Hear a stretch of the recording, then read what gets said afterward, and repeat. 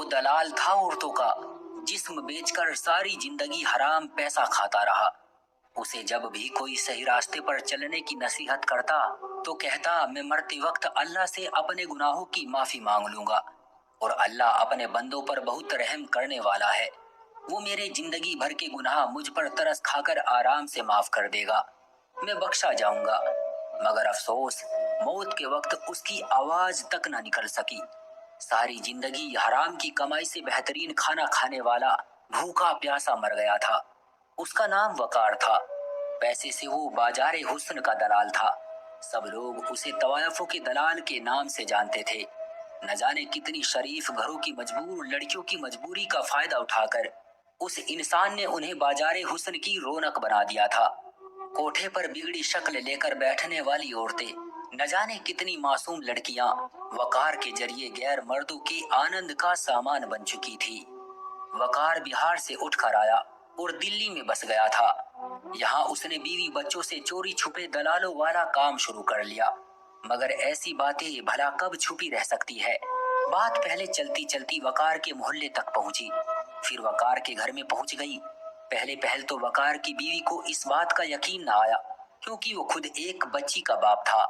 मगर एक दिन उसकी बीवी उसका पीछा करते करते बाजारे हुस्न तक जा पहुंची, जहां वकार एक निहायत ही खूबसूरत लड़की को इज्जत बेचने पर मजबूर कर रहा था, जो अपने आशिक के कहने पर घर छोड़ कर आई थी। फिर उसके आशिक ने अपनी हवस मिटाने के बाद उसे वकार के हाथों बेच दिया था। जब उस लड़की की हकीकत वकार उर्फ दलाल की बीवी को पता चली तो उसने वकार को उस काम से बाज आने को कहा। उसे अल्लाह के कहर और गजब से डराया तो वकार ने जवाब दिया, मैं सच्चे दिल से अल्लाह से माफी मांग लूंगा, मैं मरते वक्त उसका नाम लेकर मरूंगा, मगर अभी ये गुनाह नहीं छोड़ सकता। वकार ना माना तो उसकी बीवी ने वकार को जबरदस्ती रोकना चाहा, यहाँ तक कि दोनों की बात तू मैं और फिर बढ़कर झगड़े तक पहुंच गई। वकार ने अपनी बीवी को वहीं बाजारे हुस्न में खड़े खड़े तलाक दे दी। उसकी बीवी मुर्दा कदमों के साथ घर आई तो वकार भी उसके पीछे पीछे घर पहुंच गया। उसने अपनी बीवी को रात भी घर में न गुजारने दी और उससे जबरदस्ती बेटी छीनकर उसे चलता कर दिया। जब वकार ने अपनी बीवी को तलाक दे दी तो बात सारे मोहल्ले में फैल गई और लोगों के वकार के पैसे का भी यकीन हो गया। उन्होंने वकार को इस पैसे से बाज रहने और मेहनत मजदूरी कर करके खाने के लिए कहा, मगर वकार ने उन्हें भी मरते वक्त खुदा से सच्ची माफी मांगकर मरने की बात सुनाकर टालना चाहा। दूसरी तरफ मोहल्ले वालों ने वकार की बात का कोई असर न लिया और उसे ये गंदा पैसा छोड़ने या फिर मोहल्ला छोड़ने का हुक्म सुना दिया। वकार ने अपनी बेटी को लिया, सामान उठाया और घर खाली करके बाजारे हुस्न के करीब ही एक कमरा किराए पर लेकर वहां शिफ्ट हो गया। अल्लाह की तरफ से वकार को सही रास्ता दिखाने वाले लोग फिर भी उसकी जिंदगी में आते रहे, मगर शायद उसके नसीब में सही रास्ता न था। वो सही रास्ते की तरफ बुलाने वाले हर आदमी को मरते वक्त खुदा से माफी मांगने की बात कहकर टाल देता और मस्जिद के इमाम की नसीहत सुनने से पहले ही वहां से चलता बनता।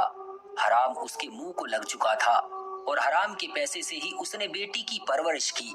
ना वो खुद सही रास्ते पर चला और ना ही अपनी बेटी को सही रास्ते पर चलने की नसीहत कर सका। वक्त गुजरता गया।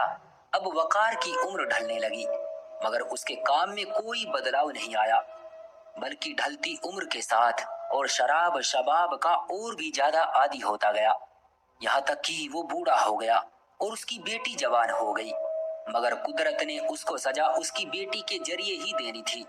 आखिर में जैसे ही उसकी बेटी ने जवानी की दहलीज पर कदम रखा तो एक लड़के पर दिल हार बैठी।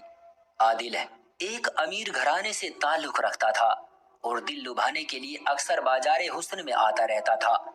क्योंकि वकार उर्फ दलाल का घर भी बाजारे हुस्न की तरफ आने वाले रास्ते में था, तो किसी न किसी तरह उसकी बेटी और आदिल की मुलाकात हो गई, जो दोस्ती में बदली और दोस्ती से मोहब्बत में बदल गई। जब वकार को अपनी बेटी की उस मोहब्बत का पता चला तो उसने अपनी बेटी से आदिल के बारे में पूछा। उसकी बेटी ने इनकार कर दिया, मगर एक दिन वकार एक मजबूर लड़की को बहला फुसलाकर बाजारे हुस्न की रौनक बनाने के लिए ला रहा था कि उसने आदिल को अपने घर से निकलते हुए देख लिया। लड़की को बाजारे हुस्न में छोड़कर वकार घर आया तो आते ही आओ देखा न ताओ, अपनी बेटी को चमड़े की मजबूत लचकदार बेल्ट से पीटना शुरू कर दिया, यहाँ तक कि उसकी बेटी की चमड़ी जिस्म से उतर गई। मगर जैसे ही उसकी बेटी चलने फिरने के काबिल हुई तो उसने आदिल से फिर से संपर्क किया और फिर एक रात अपनी मोहब्बत निभाने की खातिर वकार की बेटी ने आदिल के साथ मिलकर अपने बाप वकार के मुंह में ग्लू या कोई और चिपकने वाली चीज डालकर उसे चारपाई पर लिटाकर उसके हाथ पांव चारपाई से बांध दिए और खुद आदिल के साथ फरार हो गई। यूं वकार पता नहीं कितने दिन भूखा प्यासा अपने कमरे में पड़ा रहा और हराम की कमाई से खरीदी हुई शराब में हर वक्त धुत रहने वाला आदमी भूख और प्यास का कहर सहते सहते तड़प तड़प कर मर गया। यहाँ तक कि उसकी मौत की खबर भी तब हुई जब उसकी लाश से उठने वाली बदबू के भभकारे बाहर गली में पहुंचने लगे। मोहल्ले में कोई भी उसका वारिस बनने के लिए तैयार ना हुआ, ना ही किसी ने उसे नहलाने, कफन देने या जनाजा पढ़ने पढ़ाने की हामी भरी। आखिरकार पुलिस वाले उसकी लाश उठा कर ले गए और पोस्टमार्टम के बाद लावारिस करार देकर दफन कर दी। यूं वकार जो अल्लाह की तरफ से आने वाले हर माफी के संकेत को ये कहते हुए रद्द कर देता था कि मैं मरते वक्त खुदा से माफी मांग लूंगा और मैं बख्शा जाऊंगा, उस वकार की मरते वक्त जुबान तक न हिल सकी। वो जुबान से बोलकर खुदा से माफी तक न मांग सका और ना ही उस खुदा का नाम ले सका। यहाँ तक कि उसका जनाजा पढ़ने के लिए भी कोई तैयार नहीं हुआ। शायद आज भी वो मजबूर बच्चियों को सही रास्ते से भटकाकर गलत रास्ते पर ले जाने के जुर्म में जहन्नुम नरक में जल रहा होगा। मुझे नहीं लगता कोई उसके लिए माफी की दुआएं भी करता होगा। इस कहानी के जरिए मैं आपको ये समझाना चाहता हूँ कि सच्चे दिल से माफी मांगने और उस खुदा या ईश्वर की पूजा और इबादत करने में मौत का इंतजार मत करो। हर वक्त उस ईश्वर और अल्लाह से डरते रहो, अपने पापों और गुनाहों की माफी मांगते रहो, क्योंकि मौत किसी की साथी नहीं है। वो किसी भी हाल में और कहीं भी किसी भी वक्त आ सकती है। क्यों दोस्तों, सही कहा ना मैंने?